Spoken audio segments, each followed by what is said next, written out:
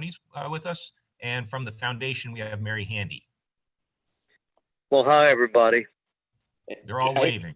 I hate to interrupt real quick. Still trying to get live. So if you'll wait 1 second before officially getting started here.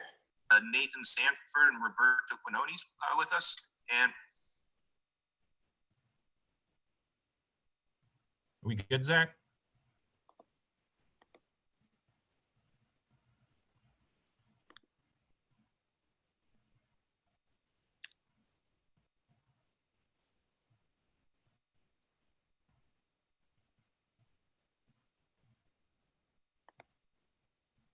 Hello. Yeah, sorry, Barry. We're undergoing a little technical adjustment here. Okay. Okay, it should be live now. Okay. All right. Well, I know our chairperson is not here yet. However, I want to be respectful of people's time. Maybe to buy her a couple of seconds. We do have some reasonably good news. Ryan, do you want to talk about the Patterson grant and how it's going to be used? Sure. So actually just yesterday, we found out that we received a $20,000 grant from the George S. and Helen S. and George G. Patterson Foundation. They've supported us in the past for things like exhibits, programming, and other programs, but this is actually a grant for virtual programming. So we had originally talked with them about scholarships for school groups. But with that, obviously, everything changing with that, we did a last minute kind of switch and had good discussions with them, and they were in agreement that that would be a good approach. So $20,000 over the coming year for a variety of virtual programming. Congratulations. Thank you. Thank you. Yeah, Christy and Ryan did a nice job on that write-up. We're going to talk about virtual programming in part 3 of our agenda. And my buying of time seems to have worked out well, as it looks like Jennifer is in the process of joining us. We'll give her a second to jump in. I think I'm here. All right, we don't see you, but we hear you. I can't get myself to come in, so You're good. I'm here. Yeah, we have everything now. Jennifer, we didn't officially really start the meeting, but we were just bantering about Ryan and Christy did a good job writing a grant proposal to the Patterson Foundation and got $20,000 for virtual programming, which we'll talk about in part 3 of the agenda. So, Okay. I'm pleased to say we've got full participation in the committee today. So Jennifer, would you like me to run through the agenda, or would you like to do so? So I guess we're starting with the review of the fiscal year 2020 financials. Jonathan, would you like to handle that? Sure thing. So going into the close of the year, we did lose some of our spring programs. So we saw just revenue shortfalls in the general areas that you would expect to see revenue shortfalls. Admissions still look good. We were on pace for the best year so far. And then you see souvenirs kind of trailed behind that a bit. I think that'll be a trend that continues as people get back to work. You have to buy a ticket to get in. You do not have to buy snacks and stuffed animals kind of on entry. So we'll see that number lag behind until the economy kind of gets running again. Really the big, it's not a miss, the money's there, and we're working on getting Richmond to approve the pavilion to the rear of the building. As soon as construction starts on that, you'll see the restricted gifts foundation grants really see an increase. The money's there. It's accumulating interest as we speak. So we're just waiting on Richmond to give us the go-ahead to find a contractor and move forward on that. All the plans are in. So the drawings, they have submitted their final review there. So we hope to hear back as soon as they get back to us. We did, I guess, looking at your expenses, we made some adjustments there going into the end of the year. The governor kind of gave us the direction to stop spending on anything discretionary, keep the building open, pay people salaries. And we were able to do that. They also asked us to pledge a certain amount, whatever we thought would not hurt us in the end. And with our adjustments, we made a pretty sizable pledge to the state. that goes to healthcare workers, healthcare facilities, where the state bought masks from other states, and really just the budget was a pool for the COVID, I guess, pandemic spending. That being said, this year it looks pretty good. We've gotten our full budget returned to us, but then we are waiting to hear back from the meeting that'll start on the 18th about the budget and special projects. So everything else looks good. Things are running as scheduled. Near the end of the fiscal year, they allowed us to go ahead and spend on things that we had traditionally spent on: insurance. We pay that a year in advance, some subscriptions, and then memberships to other museums. Pretty much, if we could show a track record of having paid for them before, they allowed us to go ahead and pay for them again, just through a couple emails with our budget analyst, and they gave us the approval on that. And that's kind of the summary there. And I'll also bring up one of the things we were allowed to do and did was we stocked up on personal protective equipment and things like hand sanitation stations and whatnot to kind of prepare for reopening, which of course we did. Does anyone remember how far back it's been? All a wash for me. First, It's been at least mid-June. 4 or 5 weekends. A month, Yeah. is it? Yeah, it's been about 4 or 5 weekends we've been open, and we're steadily getting around 100 people per weekend. So that's going to make these numbers this year really low, but there's not much we can do about it. So I don't know that this is really the committee for discussing programming, but we did do a drive-through reptile festival, which saw about 100 people. We did a drive-through dinosaur festival, which unfortunately caught us kind of by surprise. Oversubscribed. In other words, the lot got so full, we had to actually get police help to direct traffic. So so we are looking outward to the community. And right now, I'm working with the city of Waynesboro to bring the dinosaur festival. They have for those of you who've been there, there's a very sizable lot. Used to be the old DuPont parking lot, much larger than ours. And so we're going to work with the city to set up a similar experience there. And we're also talking, just because, I mean, the drive-through format it's challenging, right? It's just challenging to get people through. Some people were waiting an hour and a half before they got to the first station. So we're talking about selling time tickets and limiting the number that we sold. So we calculated how many cars we can do at any one point. But so we're going to try to make this a revenue generator, probably sometime in October is when we're targeting the date. And the city's working with us to pick an appropriate date that will, potentially complement other activities going on around the city that day. So more on that in the future. So thanks, Jonathan. Thank you. This is Did you Nathan. make it? Can you hear me? I'm sorry. I think Nathan's trying to ask a question. Nathan, your volume's a little bit low. I don't know why. So maybe I just need to be closer to the microphone. I'm kind of wondering a little bit about under revenues, this federal funds budgeted versus received. There's a big gap there. Is there an explanation for that one? Federal funds, those are current, what we've paid out for the entire project. The 82,401 were the expenses for the geologic study for, I believe, the uranium cores. 6,418 that would be what we spent this year, closing that account out. So we're working through, you don't receive them until you spend it. And then, so it looks like there's a discrepancy there. But we have received the entire 82,401. We just have to spend it first before receiving it. And the 6,418 is all we allocated this year to that project. But we anticipate still using it, the full Sorry? amount. Do we still anticipate using the full amount? I think that project is wrapped up. Yeah, I think that final report has been submitted. Just as a quick summary for those of you who might not remember, but we had for many, many years stored our rock core specimens at an offsite facility that we didn't own. And that facility, it was always inappropriate. It wasn't good for museum specimens. So we received money from the Institute of Museum and Library Sciences.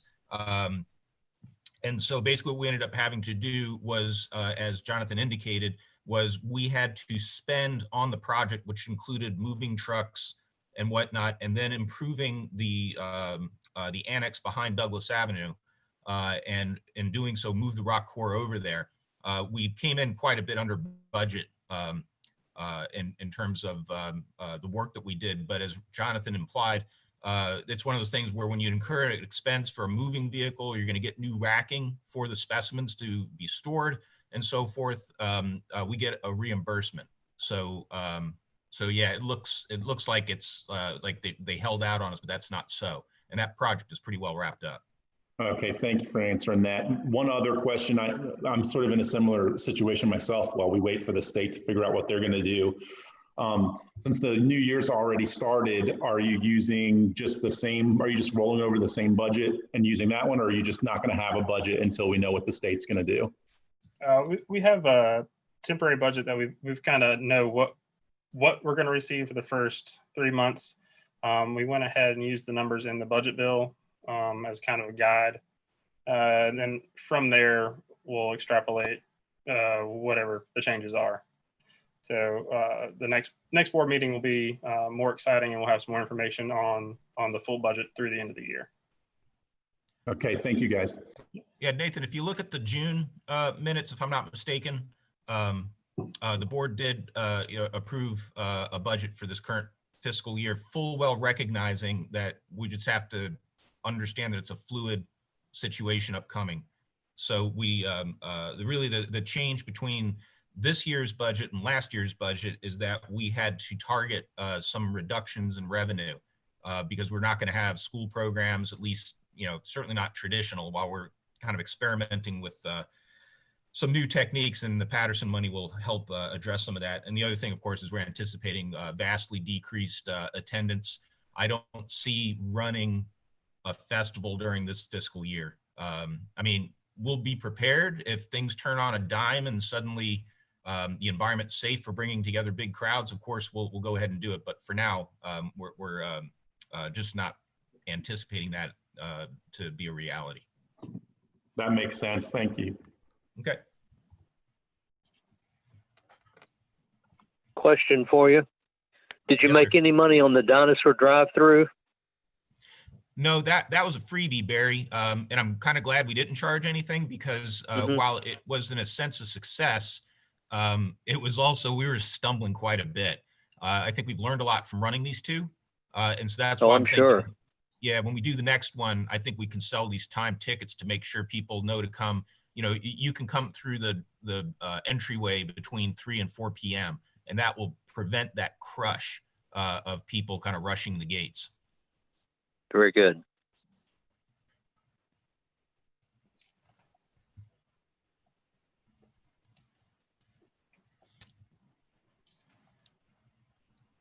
Are we ready to move on? Yeah, I think I think we kind of talked about fiscal year 2021 budget. Anything more to add on that? no. Okay. So I guess let's move on to Roman numeral 2, new fundraising marketing system and museum website. Yeah, so I'll be happy to go over that. And the reason we included it with this committee meeting, it's directly related to fundraising, but also museum revenue. So basically, we're in the process now of implementing an entirely new both fundraising and marketing system. So it's called Razor's Edge. I think we talked about it a little bit at the last board meeting, but we're further along, and our goal still, unless Zach has new information, is to roll this out at the end of August or early September. And it's going to be along with a new website. So we're working hard on that behind the scenes. Basically, it's going to allow us to do a lot of new things. As far as events, we can do pre-sales of tickets. So we can do not only the pre-sale of the ticket itself, but the registration. So people can pick their seat. They can pick their arrival time if we're talking about timed events. We can also do lots more email marketing. So we can integrate, not only do you learn about the events or the programs, but you can directly register within that email. So education will benefit from this. Whether it's homeschool groups in the future, when we go back to school groups, it's going to enable us to streamline what we do as far as registration. We can also do things like automatic payments. So we're all probably familiar with the NPR model of, you can give $120 per year or $10 a month So it's going to free up some creativity there. People can do a pledge system, which of course ties in with the capital campaigns that we do. We can do automatic payments for pledges as well. And finally, it's there's a lot more to it, but things like email notifications for memberships. So right now, folks get the paper reminders, but we can also do the email reminders as well. So you can get those kind of more in your face sort of reminders, whether it's memberships, Discovery Fund, things like that. So it's a huge project. Lots of staff are working on this. Zach, myself, Jonathan, a lot of folks. But yeah, we'll hopefully have this rolled out before the next board meeting. So very exciting. Very good. Yeah, I think it'll open up some nice avenues for communication and, keeping people abreast of, what we're doing, what our needs are. Absolutely. Question. Yes. Well, how much of your old data are you going to be able to import into this thing, like your old purchases and attendance? And I mean, is this going to become like the new repository for all the touch points for all the people that kind of hit the museum in one way or another? Yeah, that's a very good question. So all of our historical data will roll over. So whether that's donor records, things like that, that will all be rolled over. But it's going to be much easier going forward. Whereas now it's kind of a manual process to, if we talk to a donor prospect or a current donor, we have to manually add those in the notes section. So this will be more streamlined. So as the gifts come in, it'll automatically populate that. We'll also have a better record if a longtime donor buys tickets to the gala or takes part in another program, it'll automatically populate that as well. So we can not only see what they've given, but see how engaged they are and how many events they've attended, things like that.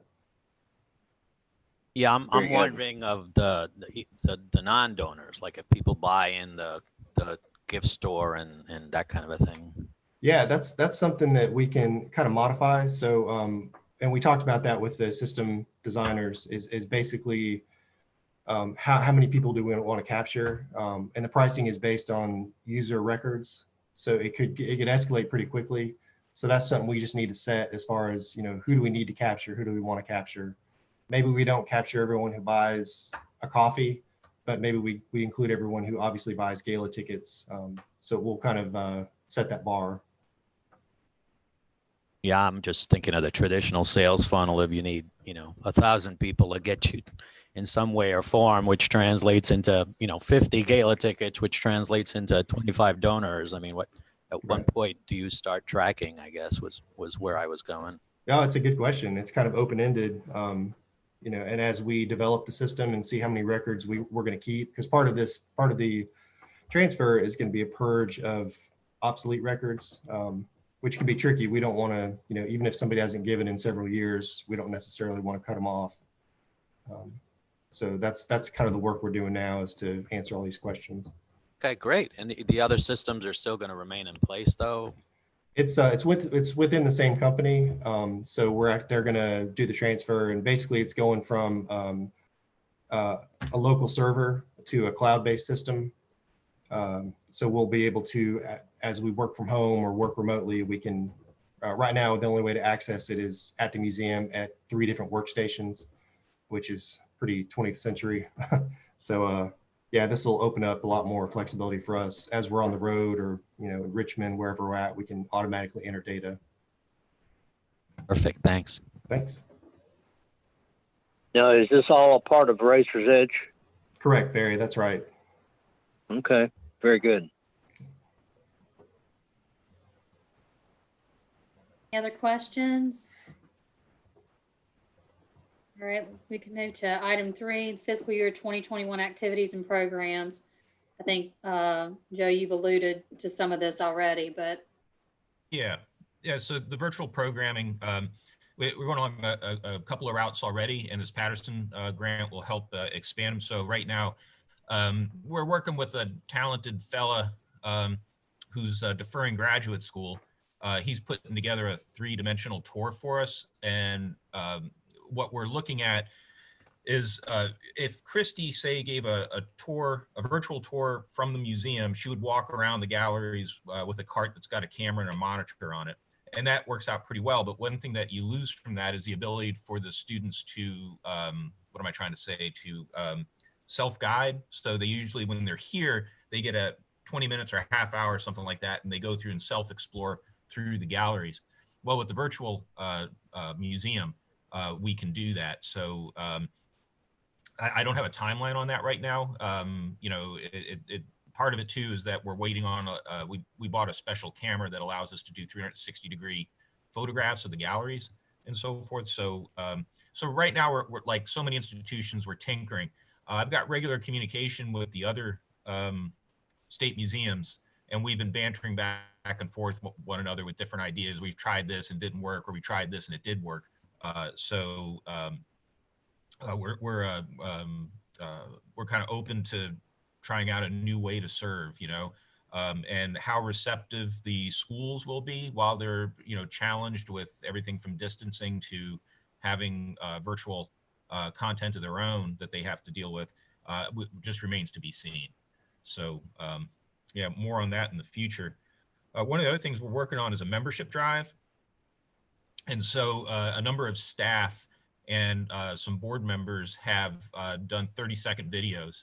And I forget the time period that we thought when does schools officially start around here? Can someone refresh my memory? I think it's Monday Of next week? this week. Oh, okay. All right. Well, sometime soon.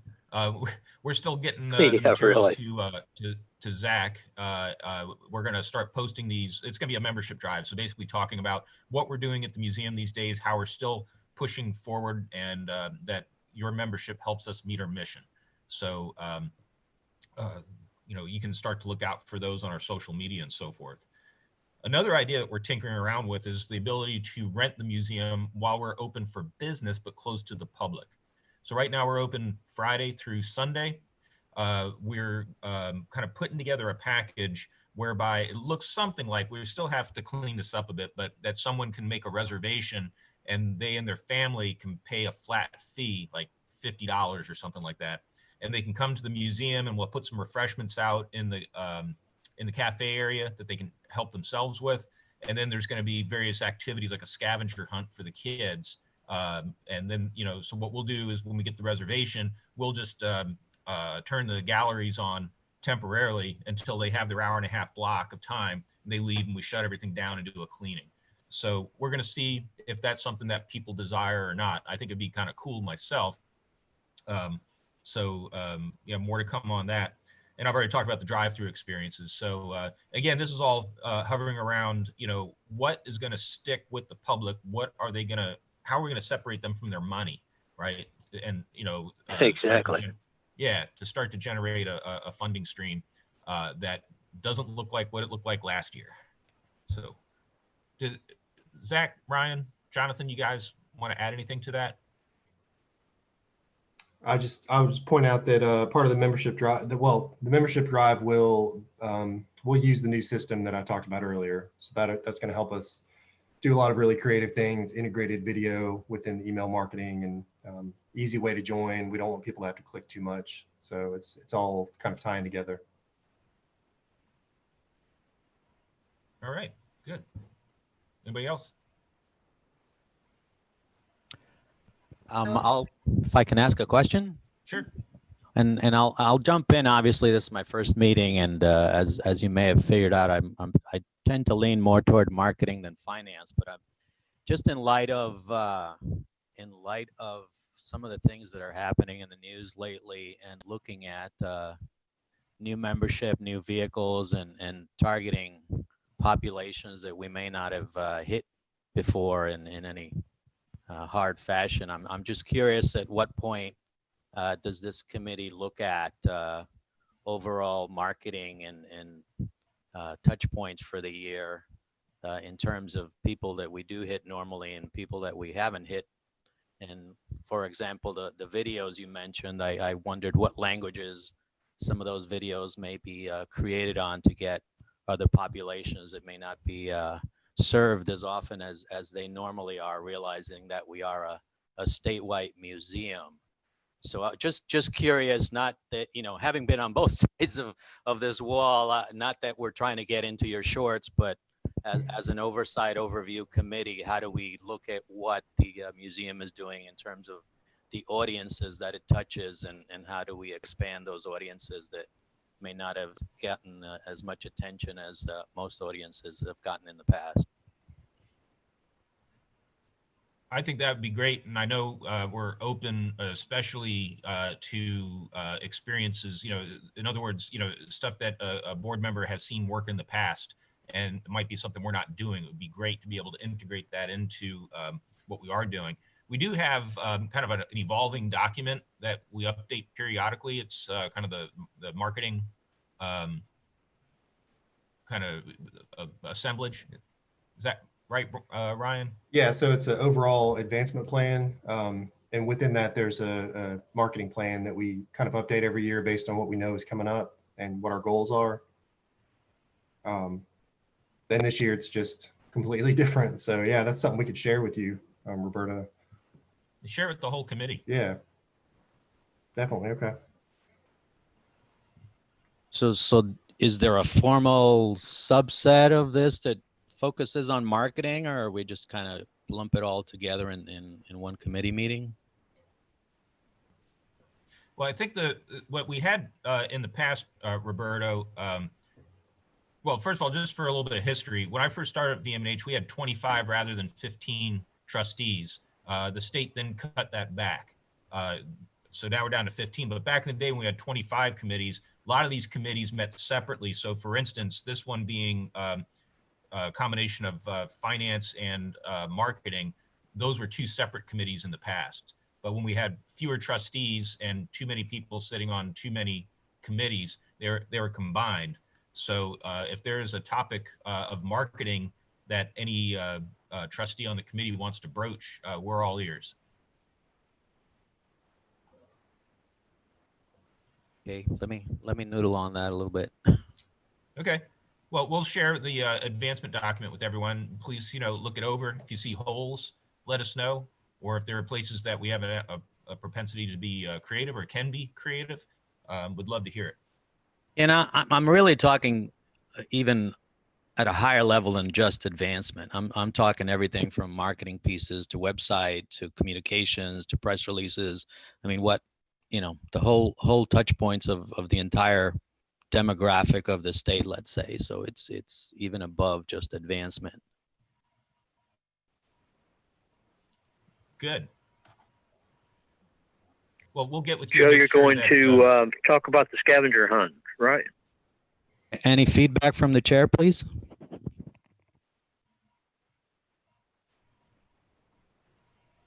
No, I think nothing. Someone asked about the scavenger hunt? Yeah. Yeah, Barry, that's what gets lumped in with that idea that when we're closed to the public Monday through Thursday, that we're putting together a package we want to put out there that if somebody, and we haven't come up with hard numbers, how much this would cost. But this would give somebody the opportunity to rent the entire museum for, say, an hour-and-a-half slot. So you could have a family of 4 or 6 people or something like that. And so we would leave out these activities for the kids. So, you're not just, especially if you've been to the museum before, right? Okay.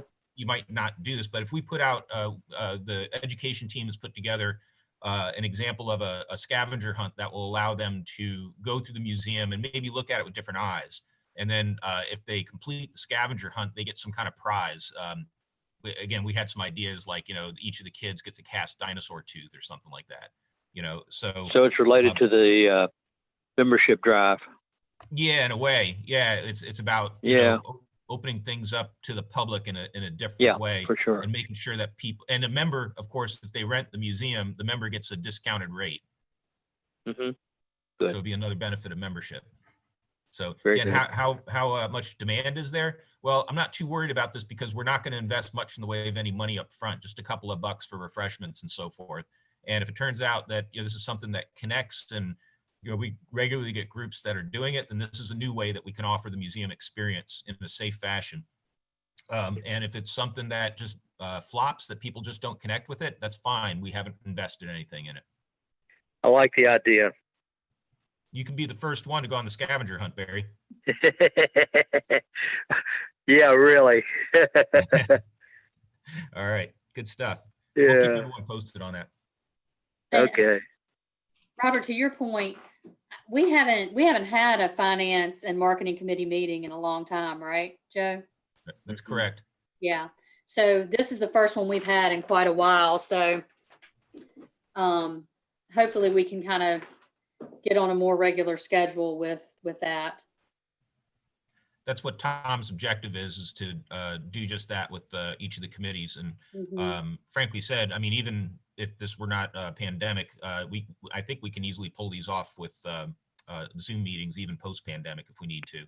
You know, part of the challenge was always pulling people together from disparate areas, you know, from Danville to Martinsville to Richmond and whatnot. But if we could stick with this format, I think we can continue to meet regularly. Yeah, I think it would be good, and, welcome any suggestions or that sort of thing to kind of things that we need to look at as a committee. Okay. Any other questions on Roman numeral 3? We'll move to Roman numeral 4, capital projects. I guess this is what, Waynesboro and finishing up the pavilion. Yes.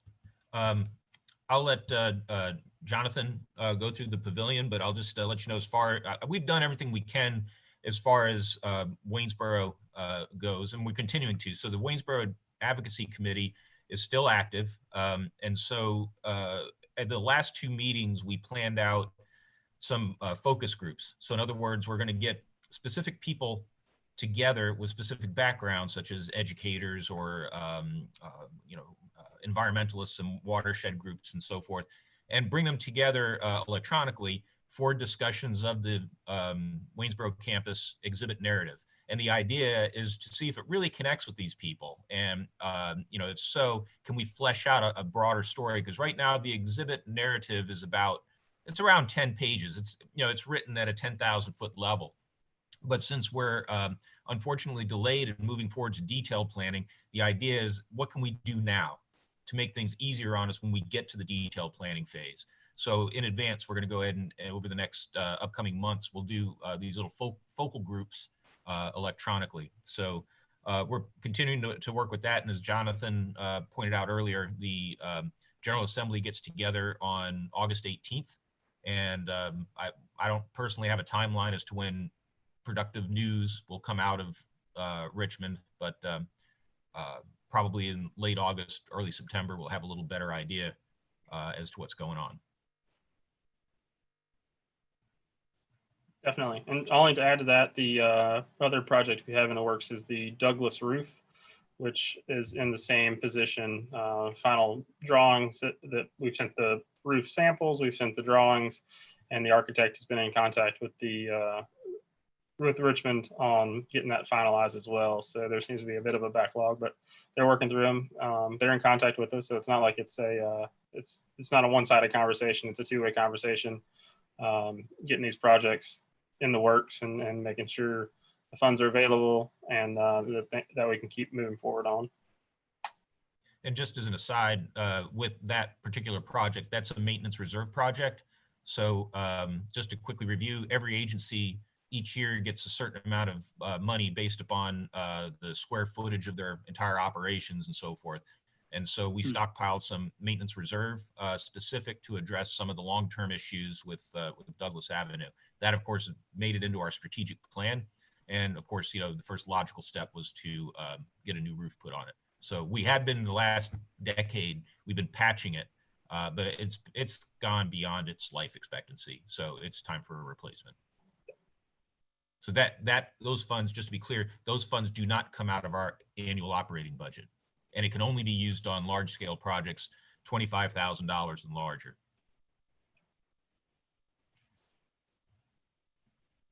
And Jonathan, you kind of walked through the pavilion, right? I think you talked about that earlier. A bit earlier, yes. Mm-hmm. Due to the funding from the foundation, the Yeah. money coming from there. So we're just waiting on the architects to review and approve. Yeah, as Jonathan said, there does seem to be a bit of a backup. They've never been known to be high speed getting information out of Richmond, but it seems now even slower. I was just going to throw in Oh, too. Oh, sorry. A big chunk of the funding for the pavilion was grant funding, and we've been in contact with all the Yeah. funders, Harvest Foundation, Tobacco Commission. They're aware of the situation, obviously, and all the reports have been filed, so we're in good shape there. We're keeping And them I've up been to in date. communication with the people who've made donations to the pavilion and so forth. So yeah, we're keeping everyone in the loop, and everyone's understanding. You know, just have to conduct business as best we can. What's the total cost of the pavilion now? Well, that's a good question, Barry. We're going to have to look at price escalation. The cost was Jonathan, was it what, 160? 167, I think. Okay, 167. You can now don't forget, Barry, we raised far in excess of that. So Yeah, we're in good sure. shape still, but price escalation is a real thing. So since we are going to be, 6 to 10 months behind schedule because of the pandemic or whatever it turns out to be, Right. it's going to be slightly higher. What were we using, Jonathan? Was it 7% escalation? It's 4.5 from the state, but yeah, around 7% total on the entire project. And a portion of the project is going to be maintenance reserve as well. The stairs, architect came up with an issue there that the state will end up having to solve in sync with the funds raised from private donors. So that takes the project over 200,000, but the state will our maintenance reserve funds will make up the difference. It'll be a good improvement back there. Absolutely. Okay, good.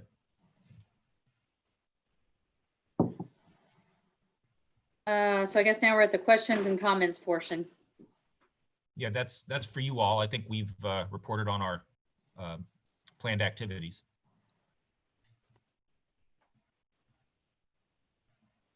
I think you're doing everything you can at this point. Okay, so just for logistics, Jennifer, I've taken some notes. So I'm going to take the liberty of sending you some draft minutes. So if you wouldn't mind just looking it over to make sure that you're in agreement with them. Sure. And we can have hard copies of the minutes from this meeting available on Saturday. What am I doing? You're not coming here. We'll email them out. So yeah, still hard. I will hard be to at the think meeting that- on Saturday, so if somebody can give the report in my absence. Yeah, I don't know if Nathan or Roberto or Barry would like to report out since Jennifer cannot attend the Zoom meeting on Saturday. And This is Nathan. I can do is provided I have the notes beforehand. okay, well, I'll share my draft minutes with you as well. So if you could put your eyes on it to make sure we're all in agreement with that, I think that'd be good. And then as a follow-up, we'll make sure to get the advancement report out, which also includes our marketing methodology and so forth. And we'll work to schedule another one of these meetings in between the August and November board meetings. And of course, do so by Zoom. Thanks for doing the report, Nathan. Happy to do it. What's the meeting on the 18th? That's the General Assembly is reconvening Oh, to look at budget okay. projections. Yeah, Okay, good. hopefully we get Okay. some positive news out of that. Good. Okay. Any other questions or comments?